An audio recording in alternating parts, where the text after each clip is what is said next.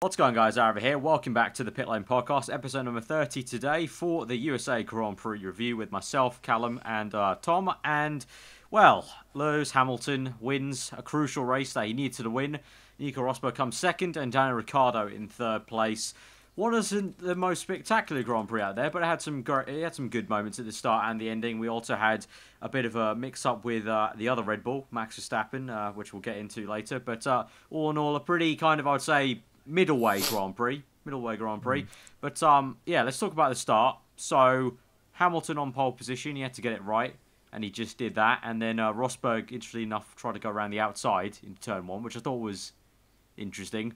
Allowed Ricciardo to get through. But from there, it was pretty plain sailing for Mercedes this entire race. Yeah, the start wasn't much of a talking point really, apart from the fact that Bottas got RKO'd and Hulkenberg got RKO'd a little bit in the middle. But no, the start, I think Hamilton fine, because apparently he was practicing race starts all weekend, so good to see that practice actually finally paid off, because there was a little bit of talk about the fact of now that Hamilton's messing up this many starts, people are like, oh no, they should go back to the old way, which is obviously absurd because it's all about pushing the drivers to the limits, and that is one of the aspects of driving. But no, the race start, I think, like you said, as soon as Rosberg said, yeah, I'm going to go around the outside, it was kind of like, well, Hamilton's basically got that, and then that allowed Daniel Ricciardo to come through. Yeah, I had two hopes for the start. Number one was that Ricciardo would just have a holy start, and basically, you can imagine him launching a dive bomb up the inside of turn one and taking both Mercedes, which is what I think he hoped for. Or scenario two, 2015 start, inverted. So, Rosberg doing what Hamilton did to him last year into turn one. Yeah, and neither happened. Squeeze. So, neither of them happened, so it was just, Yeah, Ricciardo got Rosberg, but yeah, at least Mercedes Ricciardo was got the faster Rosberg, car. because I thought it was quite strange, actually. Raikkonen had a good start, didn't he? Raikkonen, he got past Verstappen. Raikkonen He had good pace early on, I was quite impressed with that, but Vettel had an start, bit of a... He kind of got caught up with the Hulkenberg RKO, where he kind of got tapped. I think I know at the both back, Jenson Button, didn't he both have a McLaren's benefited. Both McLaren's benefited from the start, from that little crash at turn one. Alonso and Button both benefited quite nicely from that. But, you could see him scurrying off from the sideway, but he literally just like...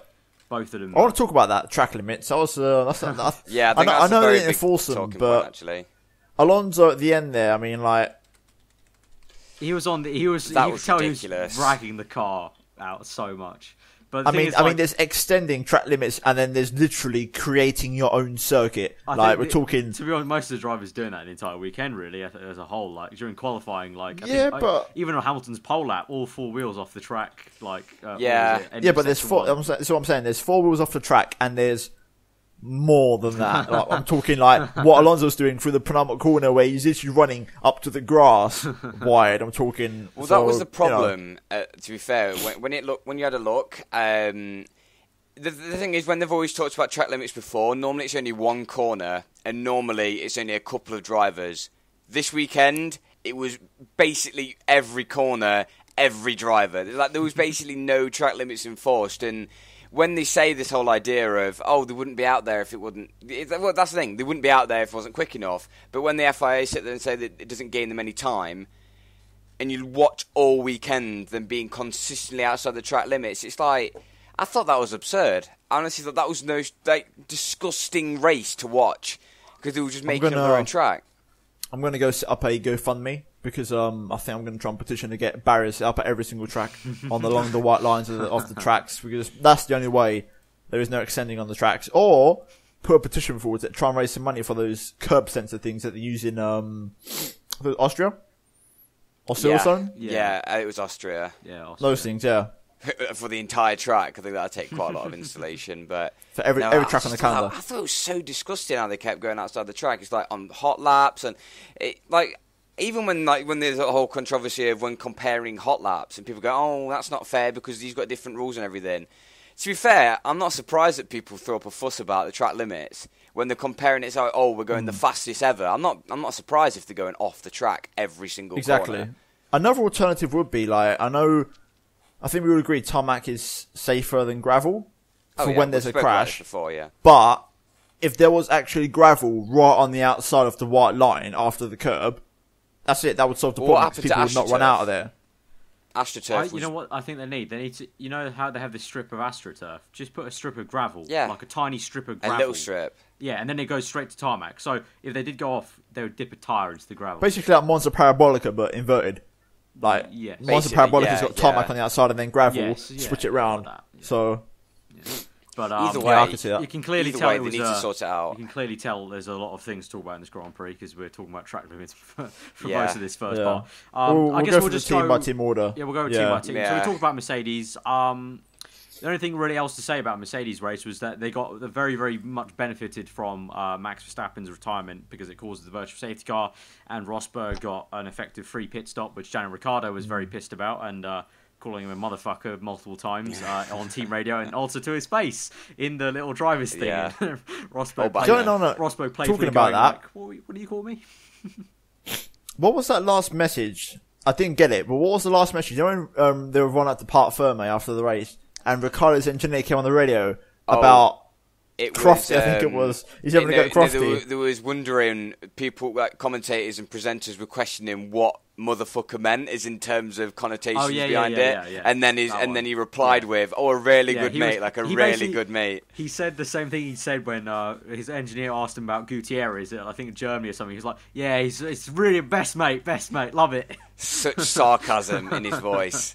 That's what I thought. We'll always love Daniel Ricciardo because he's so sarcastic. But no, looking at Mercedes, that's just their perfect weekend. The virtual safety car absolutely saved them, and this is why, to fill up this podcast, is a little bit of a talking point which I saw on Twitter during the race. Joshua Suttil actually came up with this idea of reintroducing the closing of the pit lane during the virtual safety car, because this holds on. Because the thing is, we're reintroducing because obviously they used to use it for the safety car.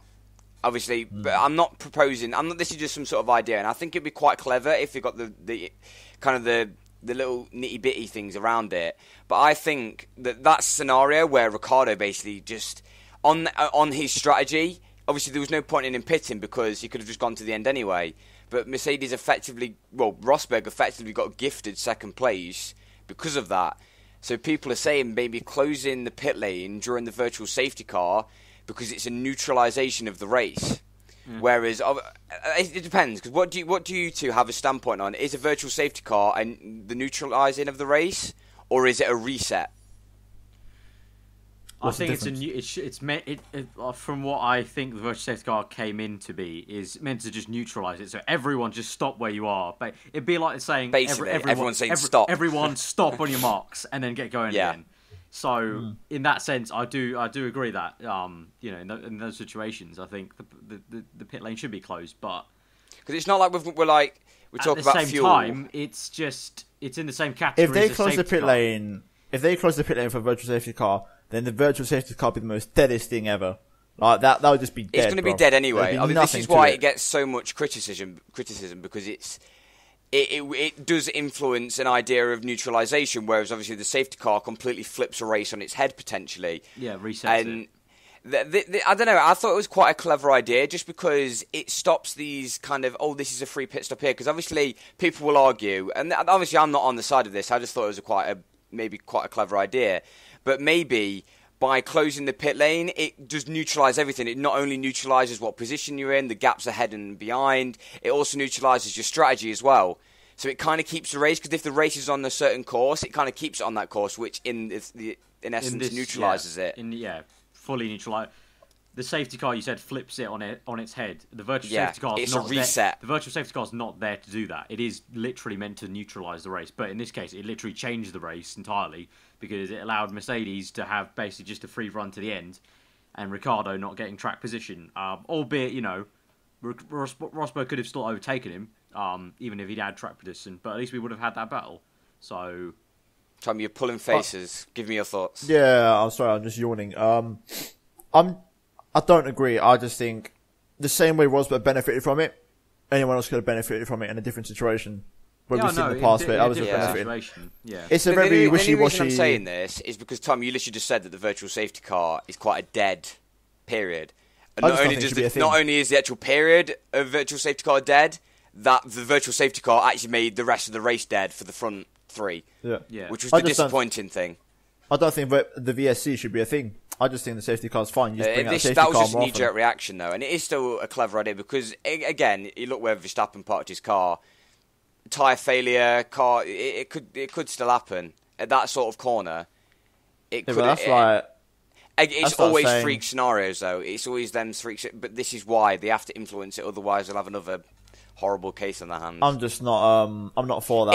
It's nothing. That's I just want me. other people to speak in the comments below. This is nothing to like attack people at. It's literally just to think: would it change it on its head?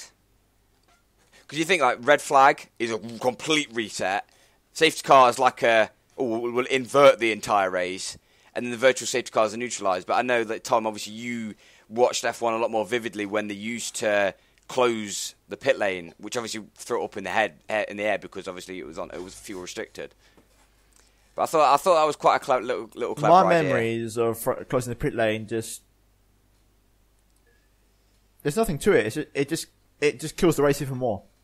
Yeah, kills it's nothing because to like put anyone if you're down wa- about. You don't need to. No, but it's like if you're watching a race, right?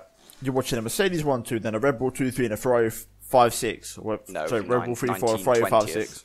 Because they've fucked up the strategy once again. We'll talk about Yeah, that. well, that one. If you've just got like team, I mean, you see a lot nowadays. If you see team by team by team by team by team order all the way down the field, which is more or less give or take, where you see things like Spain, for example, in particular, and there's like these consistent gaps between cars, and you get a VSC and you close the pit lane.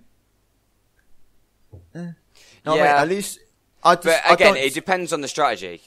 At Spain, yeah, like you said, it would literally just won't make any Yeah, difference. no, But then again, the do virtual not. safety car isn't supposed to make any difference. Yeah, it's meant to. don't- It's meant to neutralise. But I thought that Yeah, was a little but- clever idea. But we can move on from it. It might be something Yeah. that will be brought up. I just don't think the VSC should be a thing anyway. But that's just me. So Well, Carlos Sainz has discussed that, but again, it's all about protecting people, which, as much as people like to neglect the fact that safety shouldn't be a thing sometimes it does. And obviously, in Jules Bianchi's case, it was a big situation. But that kind of stemmed from Ricciardo. So Ricciardo basically got cheated out of second place. Because just the strategy it was on. It was still good to see that he got on the podium. He looked like he was on for second, although At maybe points he had some fast laps, but then really, ultimately, overall, it was quite a quiet race actually for him. But I don't think Verstappen would have gotten third after he I think Verstappen decided would have to come into the fourth. pit lane. I think he would have come fourth if he had not done that mistake and then retired as well, obviously. But yeah, that was his first mistake. So that was even, not including the engine gearbox issue, I think it was at the end. Red Bull said it was. Just randomly like, oh, I thought you guys called me How into do the you pits. accidentally come into the pit lane? Sorry, How do you do that? but Callum, he wasn't racing for fourth. All right, he was racing wasn't for racing last. front- all right, front- because he wanted to retire. All right. I just thought that was weird. Because everyone was like, "Oh, Red Bull again, like Monaco." I thought we- he'd well, put yeah, him out. I thought I'm that actually straight going away. to see who got driver of the day. I Just thought give me a they second. haven't announced I it don't yet. think they've As we released it. record this, they They haven't haven't announced released it yet. And They're this taking is some time. what about? It is about 25, 30 minutes after the podium finished. Yeah, something more like than that. that. So, Yeah. yeah, they're taking their sweet time. I think they might be doing some recalculations, but considering probably the driver of the day is a retired driver. Yeah, but, who accidentally went into the pit lane. Odd one. Everyone thought it was maybe the whole Ricciardo Monaco situation, but then no, it was just driver error of like, oh, I thought I was coming to pits, and then a weird gearbox issue where he said it sounded like something was hitting the engine. He tried to make it back, but then just parked up in the grass. But Yeah. that's pretty much Red Bull's race, really. Quite one for Ricciardo overall, as a whole. And then Verstappen obviously retiring. Moving on to Ferrari I didn't then. want to talk about Ferrari. Sebastian, Tom mentioned poor kind of start compared to Kimi. Kimi actually, surprisingly, was looking really solid actually. Until, just... Well, to be fair, you've got to question their strategy in the first place in order for Kimi to have come in then. Because why did they put on super softs in the middle of the race? Like, I'm no strategist here, but the rest of the field was using softs and mediums, and Ferrari thought, fuck it, let's use the tyres that match our car, because it looked pretty. I don't get the mentality. Yeah, I want to like consult Tom on this, but he's literally just sitting there. He's had enough. His entire year, he's been the Ferrari man on this podcast, and every single time it's just, like, what are you doing? No, it's honestly no, but it's been this for a decade now. Like, Yeah, it's just used to it. He's just used to it now. I'm not a massive Ferrari fan. Like the team I tell it to you, but I'm still very much a neutral in this. Obviously, if Ferrari do well, then I'm happy for them. I always want them to do well, but you're still pissed off with them. Yeah, no, but I don't let it ruin my day. Honest, I don't care. I'm very much with him though. It's just like normal now. It is almost second nature. You say some stuff like on Twitter for banter, like to make fun of the Ferrari, but really, it is just normal for them. They've just been bottling it left, right, and centre here and there, sprinkled across seasons for like the last 5 seasons. Like, you just question every single decision. Their last championship was 2007. I think the last constructors was 2008. I'm not even sure, but decade now. Yes. It was 8 years ago. But what was I going to say about Ferrari? I've got no problem with the strategy they put Kimi on. I think it's good they did something different. I'm happy because they tried to, I'd rather them do that and try to undercut thin air. So, I'm quite happy. Raikkonen, I thought he really impressed me. I think that since he got married, he's been on it. Like, I'm talking like he's been putting Vettel in the shade. He's been out qualifying him. Vettel's just not on it at the moment. You can see today he had problems with the car. He couldn't do anything today, Vettel. I think from the start, he's definitely not the same. The strategy was just on Vettel. That's the one where I'm questioning the strategy. I'm like, they left him out 15 laps. It's like, okay, if you want to leave him out longer in the first stint on supers, fine. But then why put him on the same tire as everyone else? You might as well just put him on like a medium or something. Yeah, like do what roll Rosberg the dice, did, do something different. Because if you're going to leave him out that long, do it for something. Yeah, but even Mercedes went against their own rules and then put both drivers on. That's why I like Kimi's strategy, because it was just different. And to be fair, Kimi did alright on those super softs mid race. I thought he was doing quite well, but then he got caught by Vettel though, which was, I don't know. I've not weird. For quite a while now. I've just decided to not give much of a poo about Ferrari, to be honest with you. I'm not even going to get my hopes up for next season. I'll just believe it when I see it, basically. But for now, that's pretty much what for me for McLaren. The only right now, all I just want to see is just I think I want to see a championship fight go to the last race, and I want to see Hamilton win it. In terms of Ferrari, I just don't really care. To be fair though, Ferrari it's not were in a still bad there. way. Today they were still there, because if you look at the start of the race, with the Mercedes being on the softs, obviously it kept the front quite close, so the top 6 were separated by 10 seconds. And it was almost like Mercedes were there, and then Red Bull were chasing Mercedes just about, and then Ferrari were just about chasing Red Bull. Like they were just about there. So it kept it quite close. It was quite a nice little start to the race, but obviously once the Mercedes started, especially Hamilton, once he started to stretch his legs, and then Rosberg, once he got his medium, it wasn't even that far though. It wasn't that much of a big of a gap, but then. But this goes back to what Vettel said in midweek. He's saying it's unfair that people criticise Ferrari because they've dropped back. And yes and no. I mean, if you look at the gaps visually and how far they are, yes, they are closer than what they were to Mercedes last year, so that is progress. But a team has gone between them two in the time, so therefore that's just falling. That's falling down the pecking order. So, and if Red Bull can make that ground up, then people are getting frustrated why Ferrari can't make that ground up. So that's the only reason why Ferrari fans are getting a bit upset, because it's just empty words. Like, I remember Ross Brawn saying way back this year, and Goodwood saying they need to sort of adopt a bit more of a more quiet, not just blabbing out all their ambitions out there. Just do what you got to do. The level of expectation on Ferrari's shoulders is ridiculous, and it doesn't help when they're just giving broken promises and empty words. So I'm about done with Ferrari. Like, I don't want to talk about it too much because I don't think there's nothing to talk about. They're just there for me. Well, we can move on to ex-Ferrari driver Alonso, who managed to barge his way into 5th position after an opportunistic move on Massa, and also a very nice little battle between the two Spaniards. The McLaren to I quite like that little battle. I don't know about you two, but I quite enjoyed that battle. Yeah. I could be really savage about the Massa one, but I'm not gonna. I just think that move symbolises why Massa's retiring into the season. Simple as that. Do you think? I don't think he's lost that edge. The puncture symbolised his season. Yeah, I think that definitely symbolises it. I honestly think Alonso was completely alongside, and then Alonso awkwardly put that entire move in Massa's shoes. Basically, it was like, Massa, I'm here. So you either turn in and what happened, or you give me the room, and I've mentally just destroyed you yet again. So like I did in Ferrari. So I think that was. I didn't think it was that bad. I really didn't think it was that. I think the best way to describe it's Alonso's fault, but not enough to give him a penalty. Yeah, it's kind of like what Verstappen's been with these whole defensive manoeuvres. Everyone's been like, "Oh, it's Verstappen's fault, but he's not going to get a penalty for it." It's what Lewis did to Rosberg last year at Turn 1. The exact same thing, but the contact. Yeah. Simple as that. Pretty much. And it was Massa's decision whether we wanted to have contact or not. But for me, I think that move symbolises perfectly Massa's falling asleep. He's not on it completely. And Alonso just went, "Thank you very much. I'll just..." That was literally like the move you can make on AI when they fall asleep. Yeah, I remember you tweeted that. I said that because it's literally what the AI do. So the thing is, though, with Massa, what I don't get is the fact that he was sat behind Sainz for so long. That's what I'm saying. He just doesn't do anything. He just didn't do anything. I thought, when Kvyat went up inside earlier on in the race. I know Bottas had issues very early on, but at least he got points at the end of the day, so he still got something. Yeah, no, this is not like a massive hate on Massa. We just think he's lost it. But actually, focusing back on the Alonso incident, as much as I'm going against my whole rule of comparing incidents. Yeah. But you can see the FIA's standpoint on dive bombs.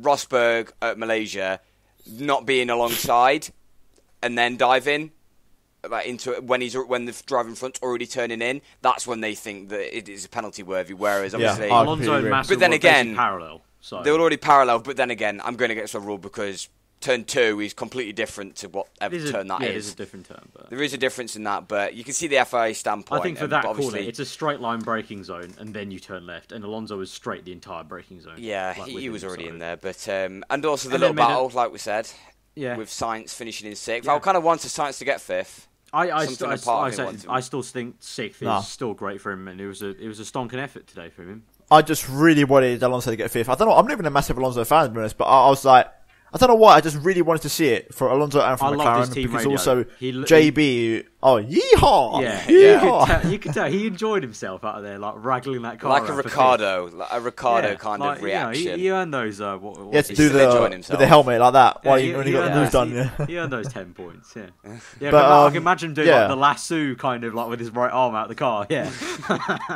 just going along yeah, boys. What I'm going to say is going back, sort of comparing the 3 drivers. Now, if you look at it, Sainz if you look at the defensive driving and also attacking, Sainz is what Massa should have done. That's just the age difference, I think. Just being a sharper driver, he's just sharper. Very good you point that out. He's on edge. Because Massa doesn't even have an excuse because he was on mediums and Sainz was on, Massa was on 20 old lap mediums and Sainz was on 20 old lap softs. It's I don't know if you saw it. You know when Alonso and Sainz were battling into turn 1? And then Alonso went to the outside, Sainz went to the inside. But they both exited the corner. But this is what I'm saying about a driver who's sharp. Did you notice both drivers actually exited the corner on the fucking inside of the track? Yeah, Sainz moved halfway through the corner and then basically slammed the throttle down, laid the biggest 11 coming out down the hill. I just think the time was right for Massa to leave. I think it's been a while now for me. I think it's been a long time coming. But you can just see in those sort of moves, a driver who's more on it doesn't let that sort of thing happen.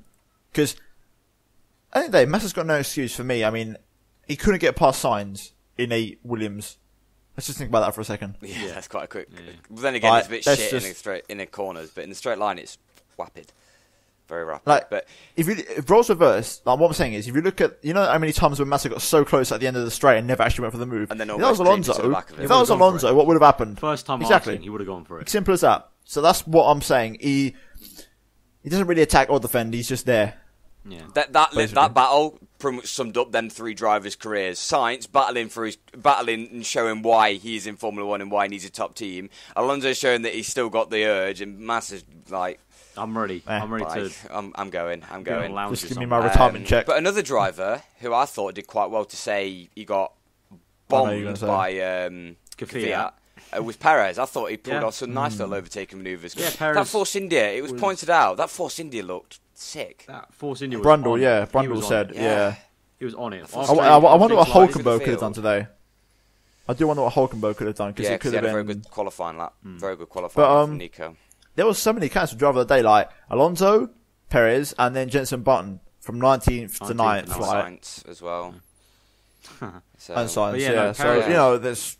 Perez was decent. on it after he's trying to come decent. back Really on it.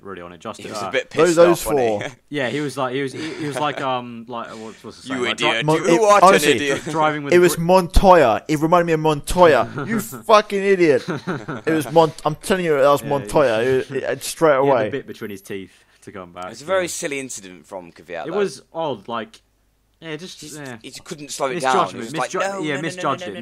no. Misjudged it. But I thought it could have maybe got out of the way a little bit better. But who am I? I'm sitting in the chair watching the race. Yeah. But it's still very strange for him to just cream It straight was to the back. weird. But I was surprised that Kvyat didn't get more front wing damage to say it span Perez's car. Because he only lost an end plate. But then again, it completely span the car. Well, though, I think. Oh, right, okay, that kind of It might have explains looked like it hit more of his front wing from that angle because obviously you couldn't see the front wing from that angle. Yeah. And then so moving down the order, Button from 19th and 9th gained Solid quite a few the kind of first half basically. And then Grosjean 10th place. To say that he had a poor qualifying. I mean, Haas in general didn't look that great the entire weekend. So He was on it as well today. He had a good drive as well. So yeah, really great for the American team to get a point at America. And I can't remember the stat, but I think it's been like flipping years since a thoroughbred American team has been driving on American soil for a race. Something stupid. In F1. Like, I plucked some random date out, but I think it's that far away. But yeah, something like that. A long time ago, put it that way. Yeah, a long time ago. So good on them for 10th place. And down the order, Kevin Magnussen 11th place. Surprised to see after that late pit stop. A Renault actually near there, right up there. Then Kvyat managed to get 12th after his Maldonadoing. Palmer 13th. Palmer was quite freaking... Excuse me? Sorry about that. What the fuck was that? Ad block didn't really work. We'll just move on swiftly from that. Fucking hell, that was loud. Ad block. Yeah, I know. It was loud for me as well. That was how long has it been? It's been like 30 minutes, and this is when we broke the professionalism window. Yeah. Well done, Tom. Sorry. Anyway, I mean, you could just edit this bit out, you know. No, I'm just going to leave it in because, you know, right. If you made it this far, people enjoyed us laughing at like our own mistakes last podcast, so I'll leave it in. Ignore my Verstappen thing last time. Keep it a bit more raw. That was, you know, when I mentioned Palmer, maybe that music was sort of like ominous. Yeah. He was very angry. I was about to say, he was very angry, and then that music came on, so... Yeah, Palmer was in qualifying. He just shouted everywhere in the radio. Qualifying, he was pissed. We focus on realism here in the Pitlane podcast. We focus on absolute realism. We try and give the most deep immersion and feel. Yeah, we're like a good movie film. We'll play music to really set the ambiance of what we're talking about. No, I don't get why he was so angry all weekend. Yeah, like, he's just qualifying. He was pissed off with his engineer because he wasn't telling him about Button coming through, and then it's because he didn't get to show what he had in the tank. God damn it! I didn't get it, and he was like, "Oh, could you give me some help?" He was like, he's having some sort of fit. Like, and now we're going to get pointed out for jumping on the Joe Palmer hate train again. So we'll stop right here. But to be fair, we still had a solid drive to 13th. Once again, Renault showing that they are. Okay, I'd just like to point this out. Pushing. Pause you for here. It's now 10:40, so it's been like nearly 50 minutes since the podium ended, and they still haven't announced the driver of the day. They're definitely doing some calculations and being like, oh no. It was Verstappen. It was definitely Verstappen. That's ridiculous. To be fair, I've got a feeling the votes between the four drivers we mentioned are actually so close that they're actually having to like. Maybe. I don't think so. Because there's only ever one person there was like that's miles ahead I of the saw other. a retweet, not even kidding, I saw a retweet of like I'm pretty sure it was a pretty decent sized Max Verstappen fan account. I saw this. But I think it was the size of like my account, so it was a pretty decent size for F1 Twitter, and it was like, let's all vote for him because he retired, but he had a great race before that. It's like, isn't it meant to be the entire race, not just like the little? So surely Verstappen fans that are watching this now, what in your like? If you have voted for Verstappen, question why you've voted for Verstappen, because I get he's your driver, but like I'm not voting for Button every race because he's my driver. Like otherwise, I just vote for Hamilton who I each think race. actually deserves it. Yeah, and if he retired, I just don't see any point. I think that any driver that retires should be cut out. It should be X'd out in the vote thing, because. Obviously, you're not a driver of the day if you haven't finished. As much as you might have been taken out and you might have pulled off like the worldly overtake of the century, you're still taken out of the race. But I don't know. Anyway, strange I think we'll move swiftly on for that because that's rounding out Renault. Sour topic. Renault was just Renault. Surprised to see Magnussen up there in 11th, but pretty much kind of Yeah, Marcus Ericsson 14th, Felipe Massa 15th. So Sauber He dropped, I swear. Sauber battling. They did look okay. Marcus Ericsson was 11th. I swear Ericsson at one was in point. 11th. He And was I'm looking 11th. here and I he's think he stopped. 14th. I think I he think stopped. yeah, he made an extra stop maybe, but he was right. looking good for points, but then moved back. Bottas obviously, since the issues at the start with the puncher, he just didn't recover really. Have you two seen the lap chart of Bottas? It was just at the back, it just goes all race. If I was him, I'd be like, yo. Yeah, and then in. obviously the man is I'm going to 17th, bed. 18th. So that's pretty much it, team by team. As we said as I said at the very beginning, not the most lit AF race, but some pretty. Podcast is lit. Podcast is always lit. Yeah, the Always podcast is lit. The race, I would say like a 6. I think Cal said that 6 out of 10 race. I think. Yeah, 6 out of 10. Some decent moments. overtakes. Yeah. Some decent moments. The Alonso ones, especially at the end and also the beginning, was a little bit dicey. But then also the virtual safety car, as we mentioned, did put a damper on things a little bit. But I do want to point out, just looking now, with the updated driver standings, Fernando Alonso has broken into the top 10. And Perez broken into the top 7. Perez as well. is in P7, doing very well. Very well. Mad ting. That is really Absolute great mad for ting, Force India and which him. is even more of a boost to say his teammates on the way out. I think we could probably, because it's Mexico next weekend, isn't it? Yep. So we may as well sweep up the interesting driver news, because obviously Perez up doing quite well, and Hulkenberg obviously DNFing after the big news that he's moving to Renault, and then obviously thinking about other teams and drivers, it was Kvyat that is now the next big name. Not really. That confirmed. Basically, Pierre Gasly's just been given the The finger. Honestly, I think at this point, if I was Gasly, I'd be like, maybe I don't want to win GP2. Maybe I want to stay in this series I need to do this. year. Just to represent the scene. Oh, the Tucker gift. The Tucker gift, the Jericho gift. Yeah. If anyone follows If you know, you know. Yeah, if you know, you know. Honestly, for Gasly, I'm a little bit disappointed, but at this point, I would just be like, maybe I don't win GP2. Let Giovinazzi win it and just stay in GP2 and then win it next year and then definitely get a seat in F1 the following year. Basically, script GP2 so that Giovinazzi can win and he can go to WEC because he's involved in that. So is he linked there now? Oh, wow. Yeah, he raced for, I can't remember the team. I'm not interested in endurance racing, but I follow him, so I saw he was racing for one team. Anyway, so the driver market has shifted a little bit since last time we spoke about confirmed, it. So same lineup for Toro Rosso. Honestly, though, I gave Kvyat a little bit of shit during the race. It was like tweeting Toro Rosso at them, announced Gasly back. But I'm happy for Kvyat that he picked himself up mentally. But I would have liked to see Gasly in there. I am a fan. You want a man like Gasly, don't you? You like him. You have a soft spot for him. I'm a fan. Man like the gas. Man like gas. I have a soft spot for Gasly. It's a shame that's just F1 though. You always have drivers sitting out. Look at Van Dorn. How long's he sat out for? Yeah, no, there's no doubt. Eventually, Gasly will get in. So. I think right now the only big shift now left remaining in the market is who takes that final Force India seat and what does that trigger. Well, NASA has been linked with it. Big sponsors. There's a few spots. I don't know. I don't want a pay driver going to Force India. I don't think he doesn't deserve that seat. Yeah, but he's not a bad driver, to be fair. If you look at his past track record, he's not a bad driver. He's just had an absolute shocker of a season this year. But, well, obviously, like Verline was still linked there, but then everyone started to throw up the hissy fit because he was refusing to turn off his engine in FP3 because he span off on his second lap and he didn't get much run in because I think another driver, or he didn't get any running in FP1. I know that.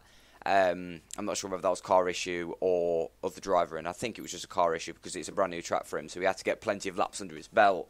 But I don't know, people were like, oh no, this is why maybe Verline's being kind of shoved to the side because he's a bit arrogant and he's a bit egoistic and like egotastic. What's the word? Egotistical. That one. Words. It's recording this at quarter 11. Callum's still yet to take his GCSE English, lads. Yeah, I got an A in it somehow. So yeah, I mean, I think part of that is also maybe because he almost knows that he has a Mercedes seat in the future. Alright, let's he's still fighting against Ocon. He's still fighting against Ocon on that one. Let's wrap this up proper. Let's just power through this. Mexico, what are we feeling? What are we predicting? Not looking forward to it. Boring ass race, honestly. Yeah. It's such a bad track. It's just the back straight just makes it. It's spectacular to see the speeds they're going down that, but it just I'm means going with that an open mind. Reason being is because every track that was diabolical in 2015 has actually been alright this year because of the three-tyre compound. So okay, I'm just going I want to be proved wrong. Hold back. I really do. I want to hold back for now, but prove wrong. Then why did you like ask, you twat? You're going to hold back. So, guys, what are your thoughts? Because I don't have a clue. I've got to hold back. No, I like to be optimistic. I'm always that sort of person, but I'm not really looking forward to Mexico just because of the past record. But we might see a few more sparks. That 1 year past record.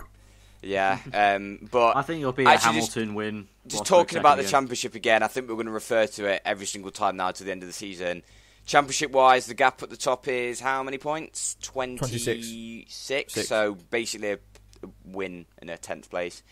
So the gap's still coming down. Obviously, I think if Ricciardo had finished in second in this race, it would have been helpful. If he keeps finishing like this, he's got it. Rosberg's got it. Rosberg doesn't really need to... I do think, though, even though we're saying that, I do believe if Rosberg takes one more race win, that's it. It's all over. Yeah, it's all over, yeah. as they say in the industry. Yeah. But I think, I think that we've kind of talked through everything, really. So yeah, guys. Also, did you two, actually very quickly? Yeah. Did you two hear the fact that when Rosberg was like, I think Martin Brundle said this when they was like, oh yeah, what does it mean if Rosberg finishes second for the rest of the season? I saw that. What a retarded thing to say. Doesn't mean that he's won the world championship. What else does that mean? He won the championship. Bloody hell, that pissed me off. It was like with Hamilton in 2015. It's cool. It's not like Rosberg's won every single race since Germany up until now. I mean, nah. Except for one. Sorry, you can end the podcast now. That just pissed me off, that did. Yeah, if you enjoyed the podcast, episode number 30, thank you guys very much also for tuning in for the 30 podcast. It's been absolutely awesome. Hopefully we'll have a strong end to the season. And it's been great. The support for the last podcast was absolutely awesome. It seemed like it was everyone's favourite podcast so far. Just I feel like all three of us were a bit more relaxed for that one, so we were a bit more banterous with how we went about it. But thank you guys very much. If you did enjoy it, leave a like. Let us know what you thought in the comments below. As usual, if you're new around here, then do subscribe to this channel for the podcast. Check out all our channel links in the description. Our Twitters are above our faces, and we will see you guys next time.